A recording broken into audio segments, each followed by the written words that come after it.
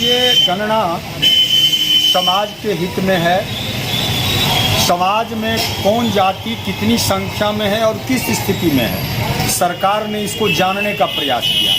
सिर्फ जातीय ही गणना नहीं हुई है, उसके साथ साथ आर्थिक गणना भी हुई है, उसके साथ धार्मिक गणना भी हुई है और किस स्थिति में कौन जाति के लोग हैं यह भी सरकार जानने की प्रयास की है।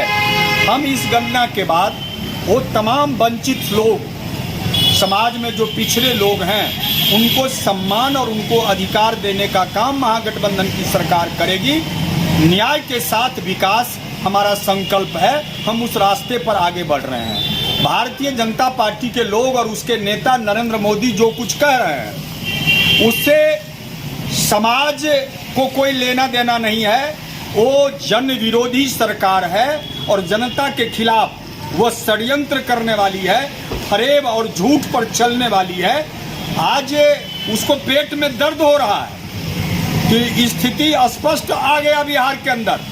हम हिंदुस्तान की राजनीति को एक दिशा देने का काम किए हैं। आप देखेंगे आने वाले दिनों में कि दूसरे राज्य में भी जातीय गणना होगी और मजबूर होकर केंद्र सरकार को भी करना पड़ेगा। और 2024 में अगर इंडिया की सरकार बनेगी तो पूरे देश के विभिन्न राज्यों में जातीय जनगणना कराई जाएगी। लेकिन सवाल यह नहीं है कि किसी का गर्दन काटा जा रहा है और किसी को सभी अधिकार मिल गए। जब मंडल कमीशन लागू हुआ था तो इसी तरह हो हंगामा हुआ था। हम किसी के गर्दन काटने की दिशा में आगे नहीं बढ़ रहे हैं। हम सिर्फ समाज के वंचित लोग, आज 85% ऐसी जातियां हैं जिनकी संख्या 1% से कम है। हमने उसके स्थिति को भी जाना है, हमको उसको भी मुख्य धारा में लाना है। ऊंची जाति में भी जो कमजोर लोग हैं, जो रिक्शा चलाते हैं दिल्ली और पंजाब में जाकर, हम उनके भी अधिकारों की बात करेंगे, हम उनके भी सुविधाओं की बात करेंगे।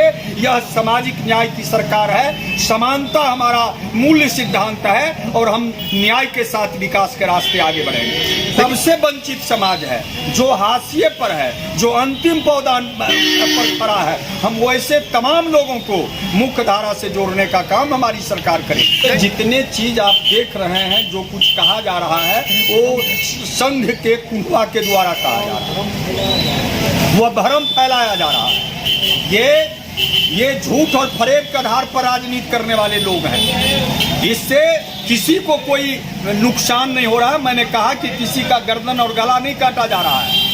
हम वैसे तमाम वंचित लोग, उपेक्षित लोग जो समाज में हाशिए पर है, उसको सिर्फ सम्मान देना चाहते हैं, उसको मुख्य धारा में शामिल करना चाहते हैं। और हमारी सरकार न्याय के साथ विकास के पथ पर है, समानता के साथ विकास के पथ पर है। किसी के साथ कोई दुर्भावना नहीं है। बीजेपी को जो बोलना है वो बोलने दीजिए।